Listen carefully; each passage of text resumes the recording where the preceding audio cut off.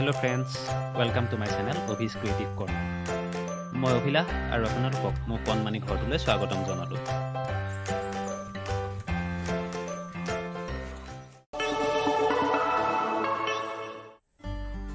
এই ঘৰটো মোৰ চাৰিজনৰ কাৰণে বনাইছো।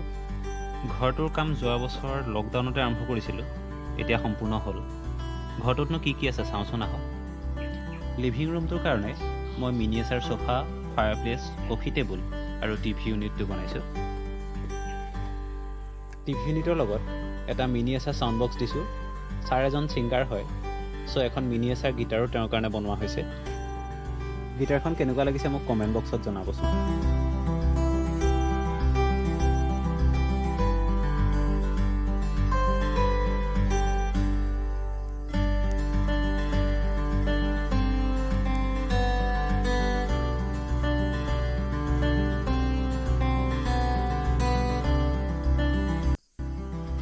ডাইনিং ৰুমৰ কাৰণে miniature dining table, chair, miniature আলমাৰি আৰু বেচিন বনাইছোঁ। ডাইনিং ৰুমৰ ফাৰ্নিচাৰখিনি মই 4mm প্লাইবৰ্ডেৰে বনাইছোঁ আৰু তাৰ ওপৰত PVC লেমিনেটছ লগোৱা হৈছে।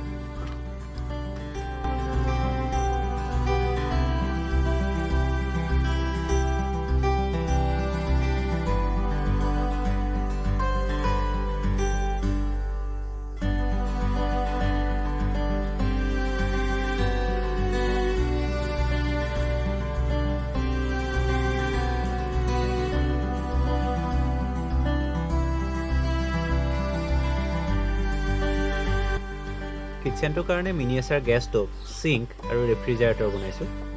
কিটচেন কেবিনেটখিনি প্লাই, PVC লেমিনেটছ আৰু গ্লাছেৰে বনোৱা হৈছে।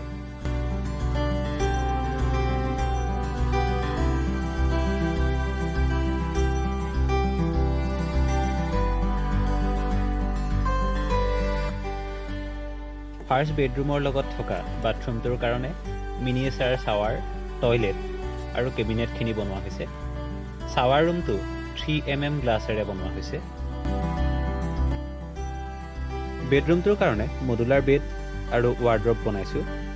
বিচনাখনৰ লগত ড্ৰয়াৰ আৰু এখন মাল্টি ইউটিলিটি টেবুল এটেচ আছে।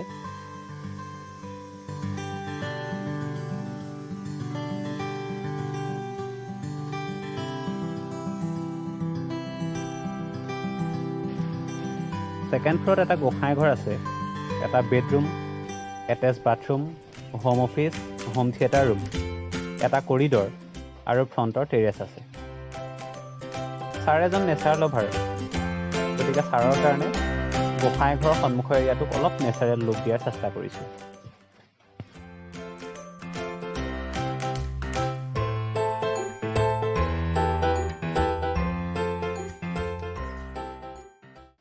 ছাৰৰ নামটো মই ঘৰটোৰ লোগো হিচাপে ব্যৱহাৰ কৰিছোঁ।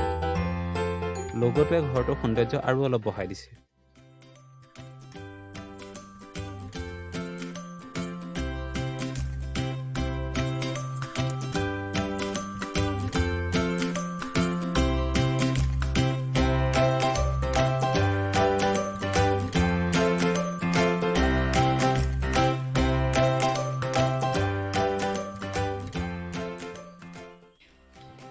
ছাৰে গোঁসাই ঘৰৰ কাৰণে এখন থাপনা নাইবা মহাদেৱৰ মূৰ্তি এজনা দিব কৈছিল।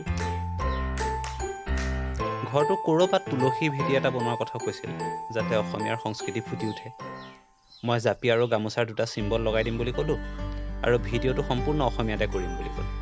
ছাৰ আৰু তেওঁৰ ভায়েকৰ ল'ৰালি কালটো কমপ্লিমেণ্ট কৰিব পৰাকৈ এখন ৱাল পেইণ্টিং লগোৱা হৈছে। আনখন ৱাল পেইণ্টিং তেওঁৰ শান্ত আৰু ক্ৰিয়েটিভ মনটোক ৰিফ্লেক্ট কৰিব পৰাকৈ বনাইছোঁ।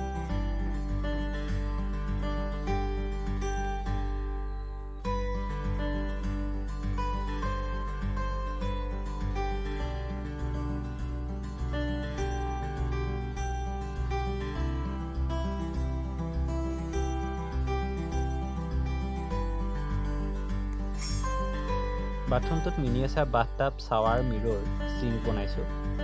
ঘৰটোৰ ৱেট কমাবৰ কাৰণে শিলৰ সলনি থাৰ্মকলৰ বিটছ দি ফ্ল'ৰিং কৰিছোঁ।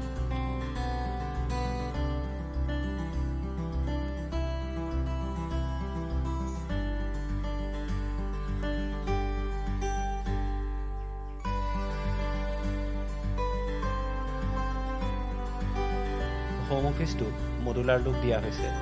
ৱাৰ্ম হোৱাইট আৰু গ্ৰীণ লাইট ব্যৱহাৰ কৰিছোঁ। ষ্টাডি চেয়াৰখনৰ কাৰণে PVC পাইপ ব্যৱহাৰ কৰা হৈছে। কৰিডৰটোত এচেণ্ট ৱাল দিয়া হৈছে।